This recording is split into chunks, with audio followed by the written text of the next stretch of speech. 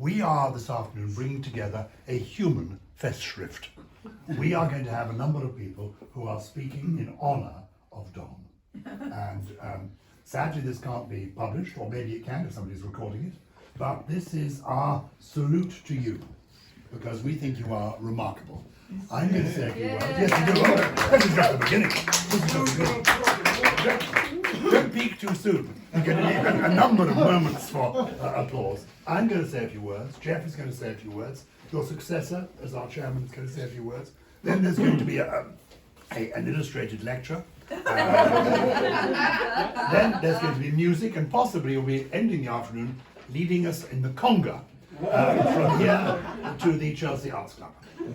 That's the idea.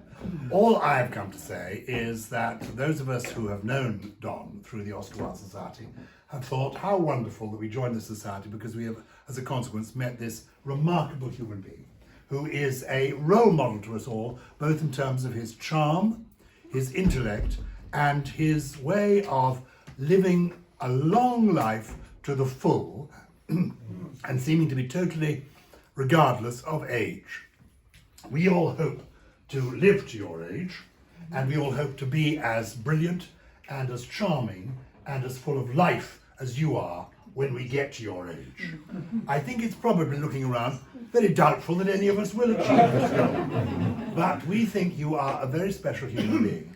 There are many people here who have been involved in the society for a long time. As you will probably know, it began, I think, around 1990, and in the early days there were different views about the way the society should go.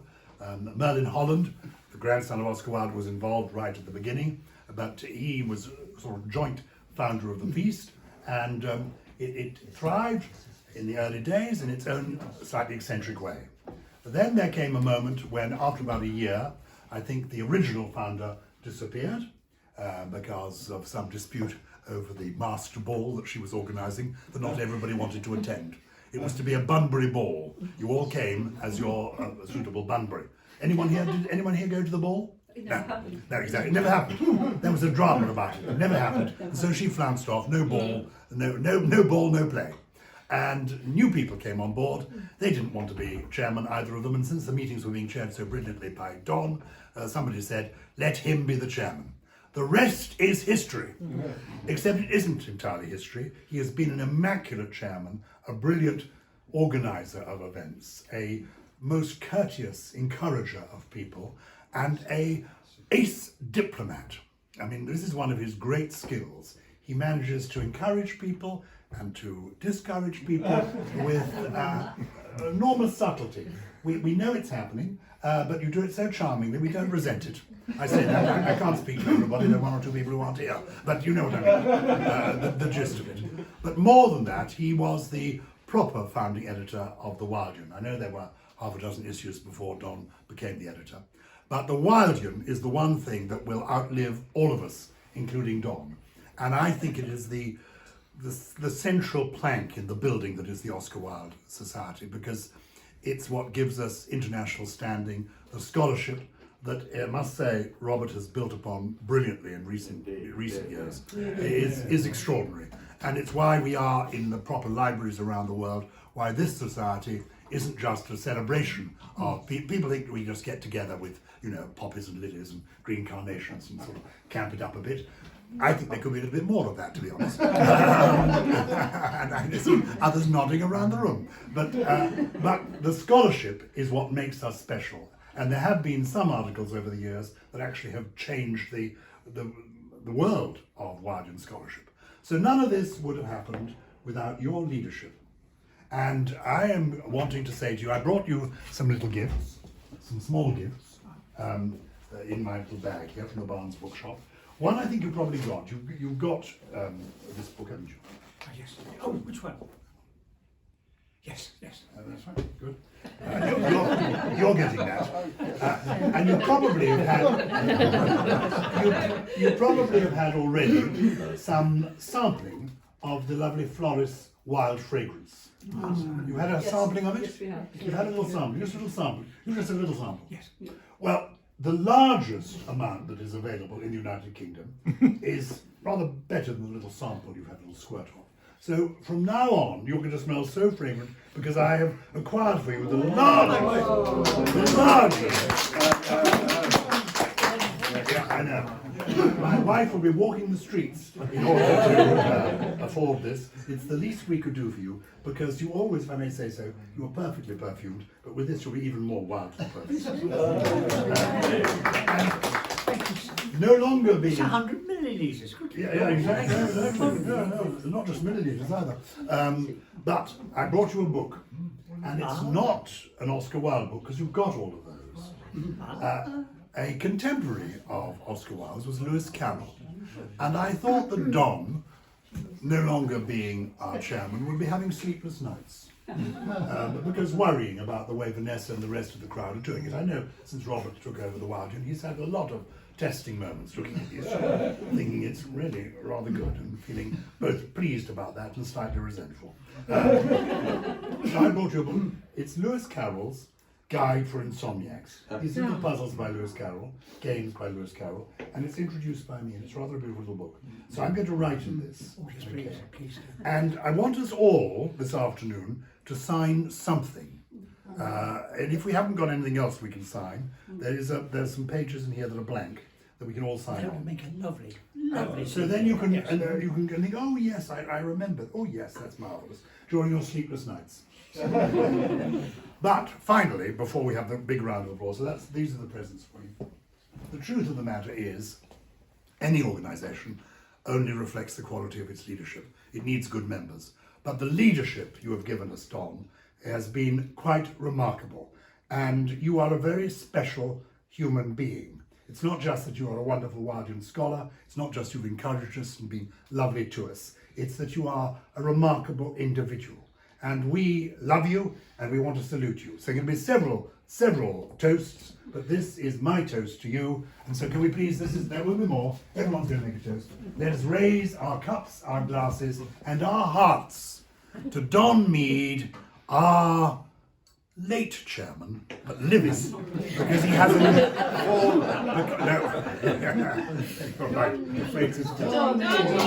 No! Okay, the double one, okay. Because this is a double toast. Okay, this is to our late chairman, first of all.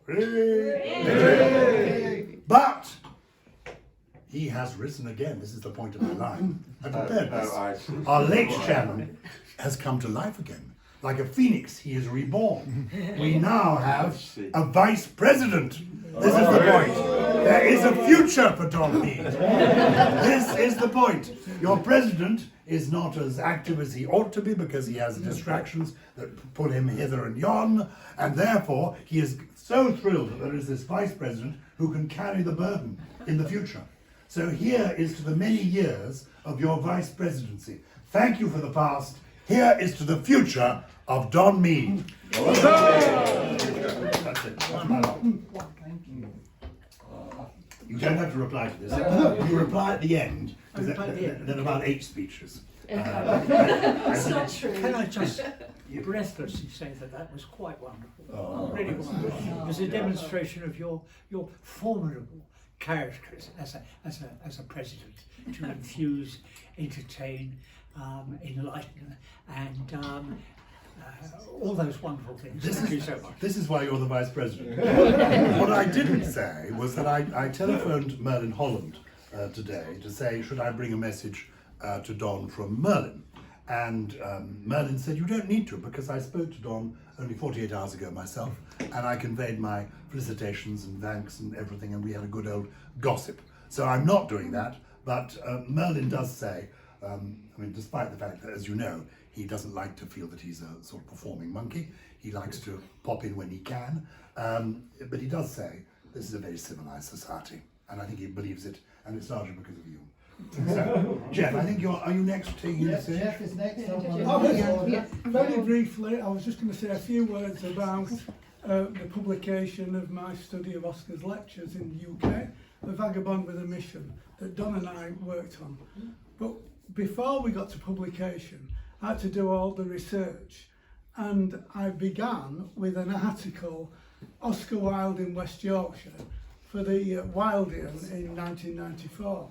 And I remember Don saying to me years afterwards that that was the first Wildean he'd seen. He'd only just joined the society, and he opened it up and he saw Geoff Dibb, Oscar Wilde in West Yorkshire, Part 1.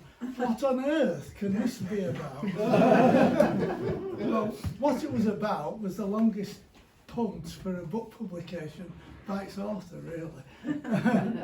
So many years later, the Society agreed to publish the book, and Don and I worked on setting it up, and I produced the words, Don set it up for the printers and did a brilliant job.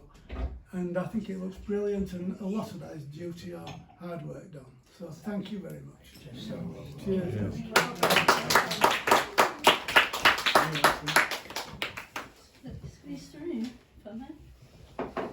Oh, this is Madam Chair. Are you being called chairperson? Chairman. Oh. Had one chairman, one second chairman. Oh my God.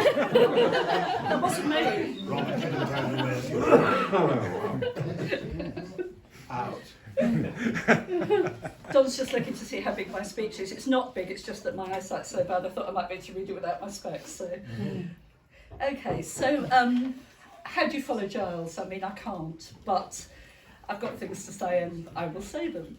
So if you look up Don on the Society website, it says, Don Mead served as the chairman of the Oscar Wilde Society for 20 plus years, stepping down at the end of 2023. He was also the editor of the Wildean, the Society's journal from 1994 until 2016, and has contributed numerous articles to it and to Wilde research in general. This is Don's rather modest description of himself, but of course there's a lot more to the story. I've probably known Don for longer than most of you, so this is a really personal appreciation, and I hope you'll indulge me. Don was the very first person I spoke to at an Oscar Wilde Society event. It was the first event I went to, the AGM at the Chelsea Arts Club in 1994. I think he said something like, well, he welcomed me into the club, and he said something like, well, hello, who are you? If I may say so, I was considerably younger and prettier in those days, and Don was very, very good at talking to the women of the Oscar Wilde Society. Don introduced himself and was suitably welcoming to this new member of the Society, and then he got me to help put out the chairs for the meeting, which was shades of things to come. He was very clearly in charge. Don persuaded me to join the committee. It didn't take him very long. The committee in those days was really something else, nothing like the civilised group we are now that we have around this room. I've never known a more argumentative, stroppy bunch of people in my life. The committee meetings are extraordinary. Nowadays we meet on Zoom, but Don used to joke that we had an illiterate secretary and an innumerate treasurer. We used to meet at Bindon Russell's flat in Earl's Court. Naturally, there was a parrot in the corner of the room squawking loudly during the committee discussions. There were grudges, factions, heated discussions, and even a committee split and a whole breakaway society at one point. Don presided brilliantly over the meetings. He was like a combination of circus ringmaster and lion tamer. Sadly, lots of those old members are gone. Bindon Russell, Andy McDowell, Anne Clark-Amore, Veronica Hickey, all old friends and legends of the Society. But Don is our biggest legend of all, and he's still going strong.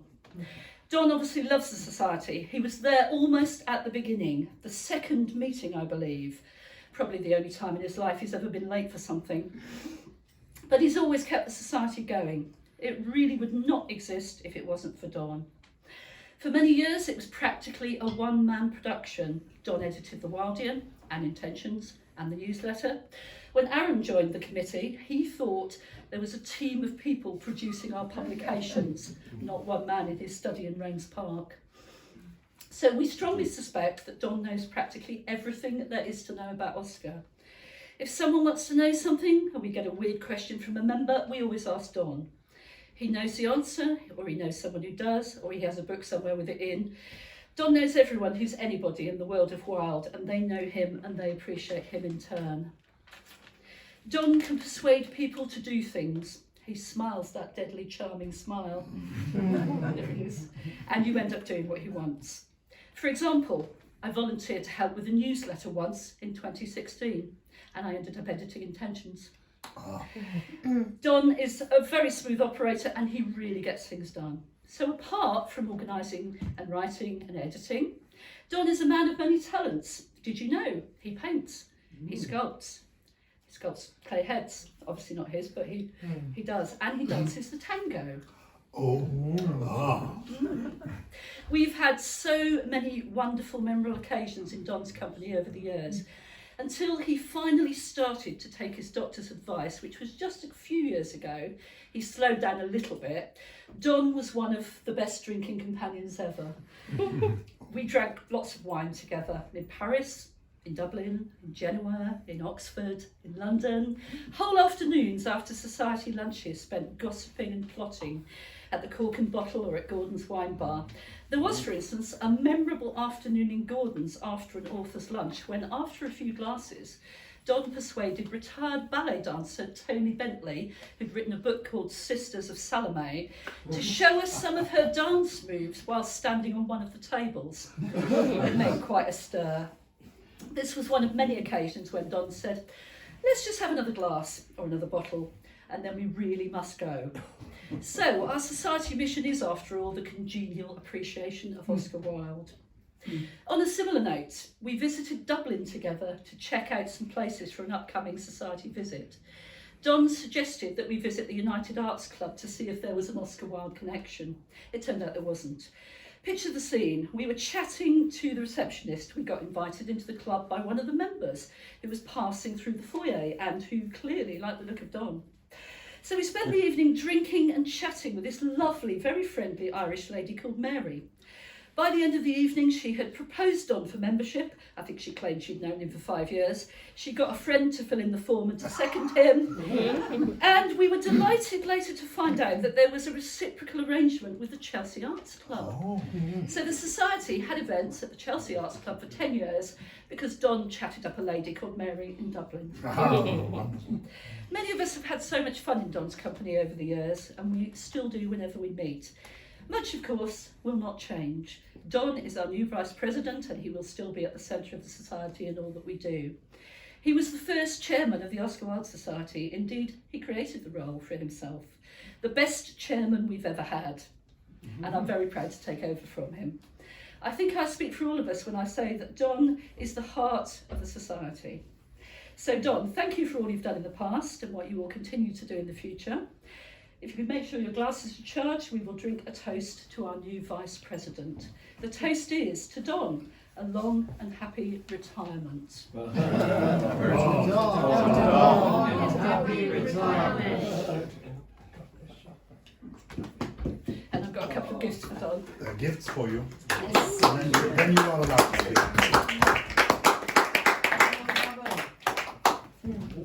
So I have got, this is a familiar looking thing to some people. I have got, You've done one of those. I've done one of those. Oh, wow. I've done a yellow cover with lots of people from the committee, those I have photos of, surrounding Don. No, those are a Vanessa special. That's one of mine. A Vanessa special where he introduces people into a yellow book design. I sadly couldn't And put the they're date, I tried, but I couldn't get the lettering to look good enough, so I've just put everyone I had good pictures of and a couple of Yeah, new it is specials. absolutely lovely. So there's Don on the yellow book, and we also have a photo book of my photos from over the years of you with the society. So I hope you enjoy looking at it and showing it to everybody. So on the front we've got when we met the Queen at one of Gyles's parties. So we have this lovely photo of the committee, and then we've got Don over the years speaking, introducing. I've put in as many people as I could find good photos of. Oh my goodness. Is this the book at the back of which, on the end paper, we It should could sign be, today? it could I be. think it might be nicer. Well, the back of the photo. Yeah. Oh, that made it a bit. And on the back, we've got Don at the Cafe Royal being accosted by a cabaret artist. I confess I stole that one from somebody else. There you go, Don. This is wonderful. You're very Absolutely welcome. wonderful. Can we hear also about this extraordinary bust Don. from Now. somebody? Are you going to talk about that? Oh yes, be happy to do that. Well done, Vanessa. Amanda, star of stage, screen and radio. Lady Bracknell, and in persuasion, among many, many, many other things. We both are interested in sculpture, and we both go to Morley College. And at Morley College, we work with a model in the centre, a little group of us round side by side with each other, and I've been next to Amanda several times, many times, over the last, 3-4 years maybe, something like that. So I've seen Amanda at work, and I remember one particular one she was doing. The chap looked at it and he was so pleased with it, he said, I'll have to try and live up to that. So, switching story a little bit, we have a benefactress in the shape of Joan Winchell, and she has been very kind personally to me, given me a couple of, knowing that I'm interested in sculpture, giving me a couple of bronzes, one of Oscar, one of a resting cowboy, but a very, two very, in a Rodin type pose, and as examples of stuff. So she made a generous little gift to me, and I said, I'll think about what I'm going to use that for. And putting together the fact that she is interested in sculpture and the fact that I do it, and that she made me a couple of gifts of sculpture, I thought the best thing would be to let me be commemorated, and who better to do it than Amanda, whose work I'd seen. And so I chatted you up, as it were, asked you whether you would do a commission for me and do a bronze of me. And yes, you said, I will. So I sat for Amanda. Well, first of all, had a measuring session, every possible measurement, large, and Matt has a large chart. You don't mind me telling you how you work. Large chart of a face with all the measurements you need to take to get to reproduce the shape. So she filled this all in with careful measurements of me, done with a pair of calipers. Do you mind if I touch you with the calipers? No, don't give up. And we had it all nicely measured up. And then I had the first of 5, I think, sessions at your studio, and with just you, me, and Mia the dog, who is a wonderful companion, and doesn't get in the way, just quietly sits there, but is a great help, something to look at, somebody to talk to. And I sat. Now it takes, in my experience, doing this sort of thing, 5 2-hour sessions at least to do a decent sculpture. So I had about 5 2-hour sessions, and this involved sitting, and not just sitting but smiling, and smiling in exactly the same sort of way. So you can picture me sitting there looking. I've got to look at a fixed point to make sure everything is right. So I'm looking at a particular leaf on a particular bush just outside the window in the garden, focusing on that and smiling. And if my smile relaxed, Amanda would look at me and say, "Come on, Don, smile, smile please, smile." Look at me over her glasses and say, "Come on, Donald, smile." To digress, I have a copy at home of an old film by D.W. Griffith called Broken Blossoms, in which an abusive father has a daughter who looks after him, and he insists that the daughter smile. "Come on, put a smile on your face, can't you?" And the poor girl pushes her lips up like that to give a smile on her face. And I thought, poor Lillian Gish, having to put a smile on her face. I felt fellow feeling for her. Anyway, of course I enjoyed it enormously. And I'm so pleased. He only came out of the kiln this morning, so he's only just been fired. And I must say, Amanda, it really is a lovely, lovely version of it. Couldn't be better.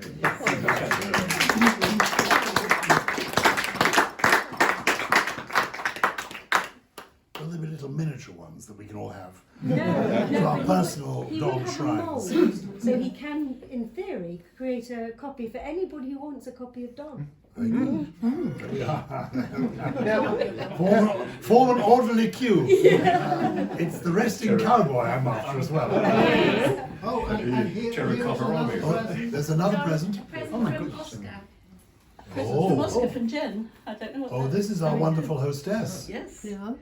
Shall I take your glass down so you know look at it? Beyond the call of duty. I have no idea at all what it's going to be. Still got no idea. Getting closer.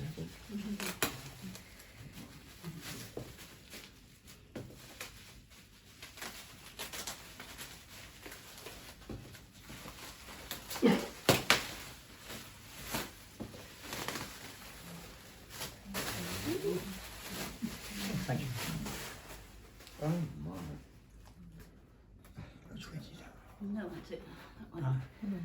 Oh, Oh, there we go. Now that is a really, oh, what a beautiful copy.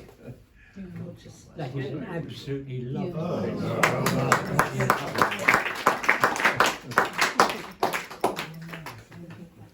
No, that is absolutely gorgeous. Do you have it already? Not, Okay. well, of course I've got Okay. a version, but not this, not remotely this copy, this quality. Beautiful. No, it's a beautiful copy, Yeah. absolutely beautiful. I have to say, That's lovely. Thank you so much. is there anyone else who'd like to say anything Well, before Robert? as we were coming in, we bumped into a man who was, I don't know, 6'3", 6'4", something like that, in a long black coat, and he gave us this card to pass on to Don. I don't know if Neil perhaps wants to read it. Mysterious stranger. I have no idea. this is the beginning of a short story. Tall man. Sure, Darcy's written it. A combination of the Sherlock Holmes Society. Quite small time. Maybe Neil should read it out. I don't really Maybe know. just see if the. Oh, well, James, I'm very sorry I could not attend your birthday celebrations. We've known each other many years. Yes, So many.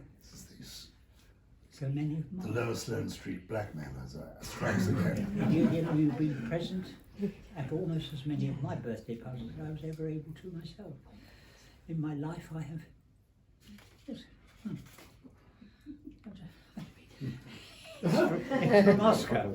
I congratulate you on your performance as chairman of the Oscar Wilde Society with your assistant societies become, etc., etc. It was I who told the world that the only possible society is oneself.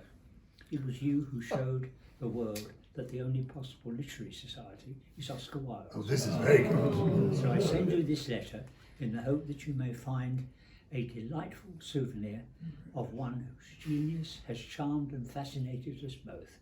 Thank you again and again. Faithfully yours, Oscar Wilde.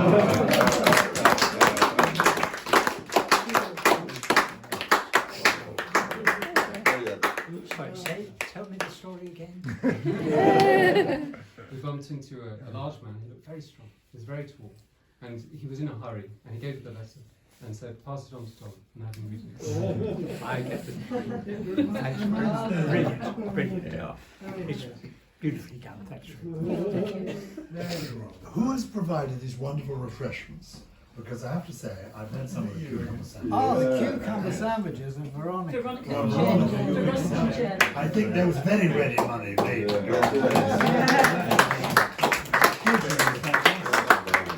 Now, first of all, Giles started off by talking about a festschrift, and the July Wildian really is going to be a festschrift for Don, with articles reflecting his various interests connected with Oscar, of course, painting, sculpture, even Raynes Park or Wimbledon. Ellen is writing an article about the Lady of Wimbledon. So that will celebrate Don's contribution to the society through the Wildian over the years. And I must say I felt it the most tremendous responsibility when I took on the Wildian from Don, because I'd admired it for so long myself. And it really, it was a great thing to be able to keep up to the standard that Don had set. I do think, of course I'm biased, that it's the best of the literary society magazines.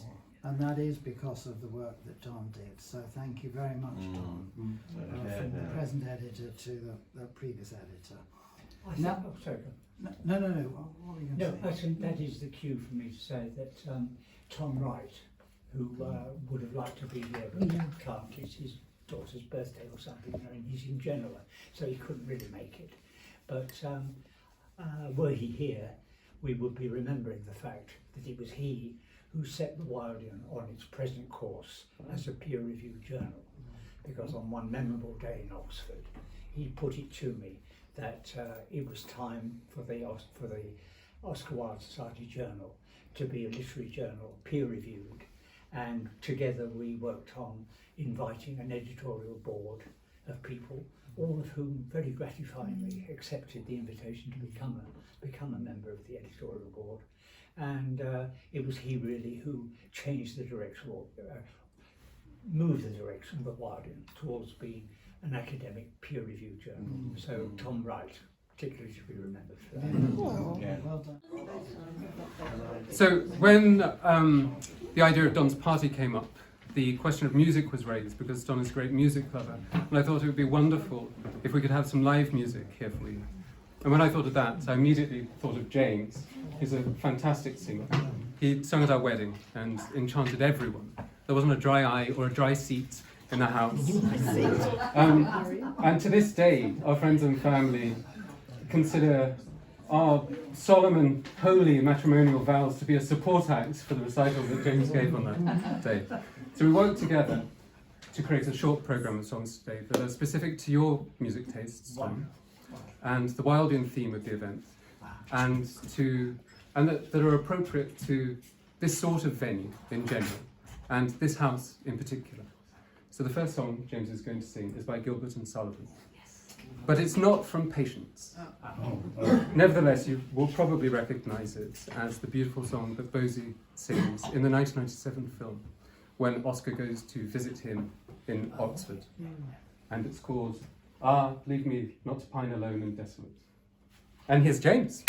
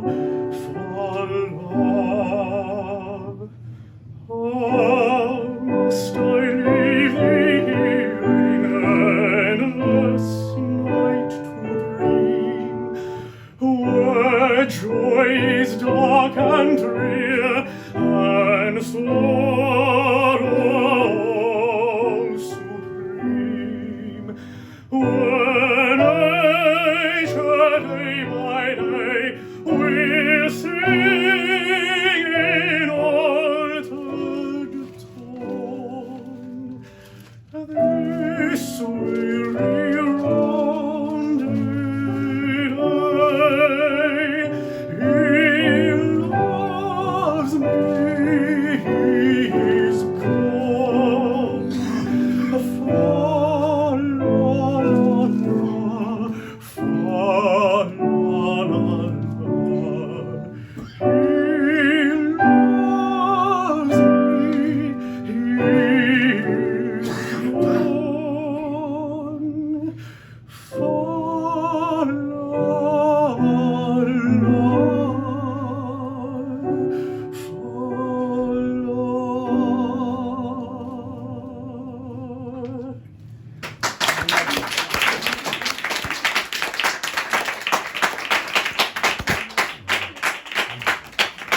Do sit. Thank you, everyone, for having me here today. As some of you will remember from the film, this very scene in which Jude Law performs this song, accompanied by a piano, in a small drawing room at a very informal gathering. Well, this style of performance actually owes itself to Schubert, whose performance of his songs, also known as Lieder, the German word for song, was intended to be performed in much more intimate settings, although we're more used to hearing them in concert venues and recital halls. This next song by Schubert is An die Musik, which is a hymn to the art of music, which Oscar Wilde himself described as the perfect type of art.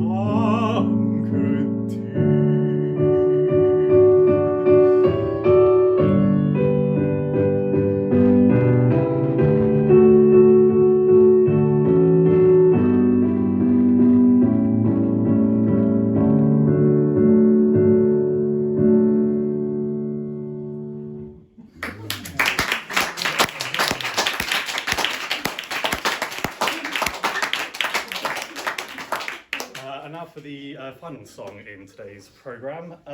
This song is a beautiful musical setting by the English composer Thomas Dunhill. The poem was by a very famous Irish man of letters who was a friend of the Wildes and was a visitor to this house and probably this very room. This was, of course, William Butler Yeats, and the song is called The Cloths of Heaven.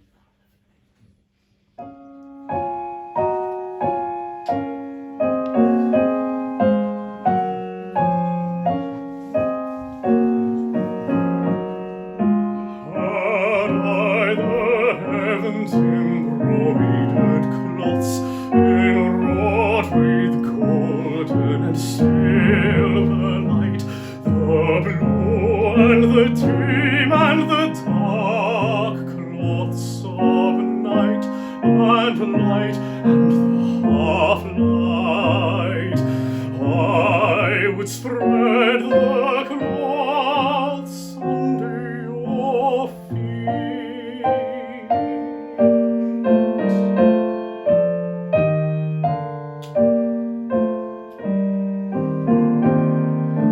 But I, being poor,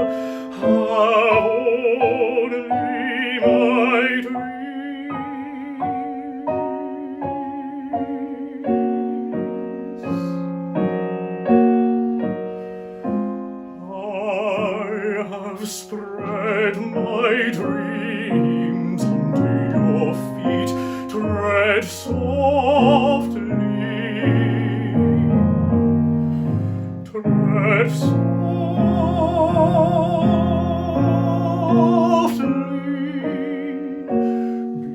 because you tread on my dreams.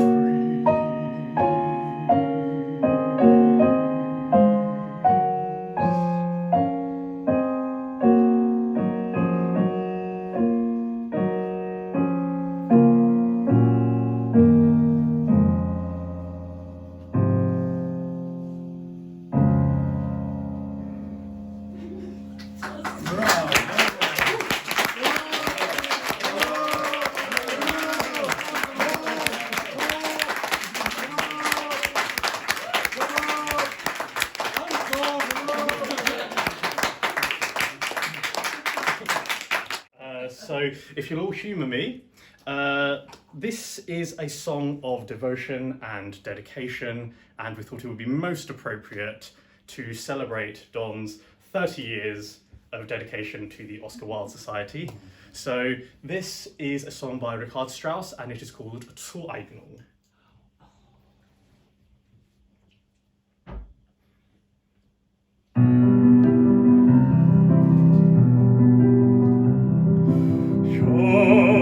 Weißes deine Seele, dass ich von ewig werde, Liebe macht die Herzen krank. Hab Dank.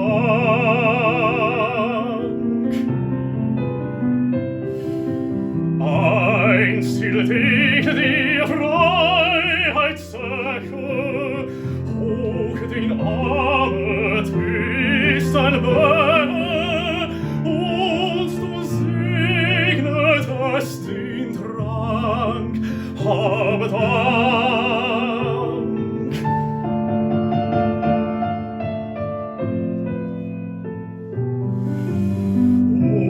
Und beschloss darin die Bösen wiss ich, was ich nie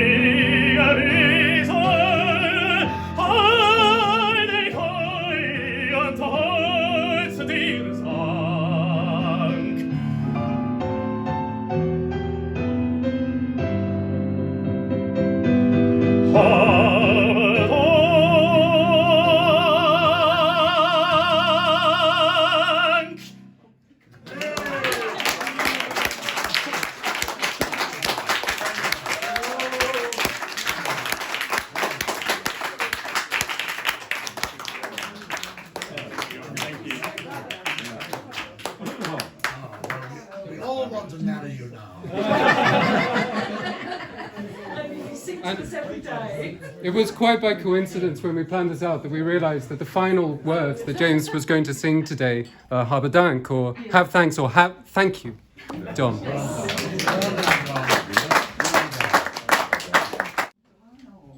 I would like to thank you all so much. I should do it, I feel like doing it with a certain amount of emotion. You've done that for me musically. Thank you very much. So consider the emotional, strong feelings that all this brings to me as expressed in the music. When I look around, my head is full of all the miscellaneous anecdotes one could tell about each and every one here, and I have no possible means of knowing where to start. Do you know, I remember with Sylvia, we went to the Rue Jacob and we thought we'd have a look at Natalie Barney's house if we could. And we walked in through the gate, we walked through the house, we thought this is wonderful, full of atmosphere and so on. And took a few photographs, put it in the little guidebook to Paris, which we knocked together. And only afterwards discovered, when people said, well, how did you get in? The answer is we simply got in when a tradesman was delivering something. we are the only people I think who've been allowed to wander around there. Actually allowed to. And heavens, Vanessa's told the story, all true, of our recce in Dublin. We've had wonderful occasions with Anne Clark-Moore, who is one of the people who I most sadly miss in the society. I mean, she was my mentor in a lot of ways, and she encouraged me, and she contributed practically, and we were starting together to write quite a lengthy thing about Oscar's finances, which she began, and I was encouraged by what she'd said and what she started to finish it, which was great fun to research and do. So she's one of many, many people that I wish were here. Tom Wright I've already mentioned. The events which I suppose stick in one's mind are the dinners and the overseas trips and the UK trips, where we've met people. I mean, there are all the people, for example, in Berneval. We've had wonderful times going to Berneval and to Dieppe and meeting the local people there, Francis Gao, alas, no longer with us. And those were memorable occasions, meeting enthusiasts in other countries, the enthusiasts in Berneval, the enthusiasts in Genoa, and of course going to the USA and having the wonderful exhibition laid on for us in the New York Public Library, meetings there with Mark Samuels Lasner, and so many people we've met in various places over the years. The enthusiasm for Oscar comes through in my recollection in this as a sort of worldwide thing, linked together by, of course, the Oscar Wilde Society publications, and they have been a source of enormous pleasure to me to do and to read, to look back on them. I've been looking back because I wanted to do, at Robert's request, I think, Robert, you actually asked for it, or maybe you didn't ask for it, but I'm going to do it. Read leaves from an editor's notebook, as it were, recollections of things, miscellaneous little items, which come back to me as I look through the files of correspondence from those early days. So that has been really what's made up what Vanessa described as my second career. I had my career in insurance, which came to an end just about the time that I was beginning to become interested in Oscar Wilde. It was the time that Ellman's biography came out and Montgomery Hyde's biography came out, followed by Ellman's. And that sort of took hold in my life, and it's been, I think I can say, a sort of second career, which I've enjoyed enormously, as much as my first one, I think. So thank you everybody here, and thank you for everybody who isn't here but is here in my recollection, for all that you've done to make my last 20, 30 years very happy ones, happy and engaged, because Oscar is a wonderful centre and for one's thoughts and feelings, and I've had the support, friendship and happy companionship of so many people, for which I am enormously thankful. So thank you everybody, really.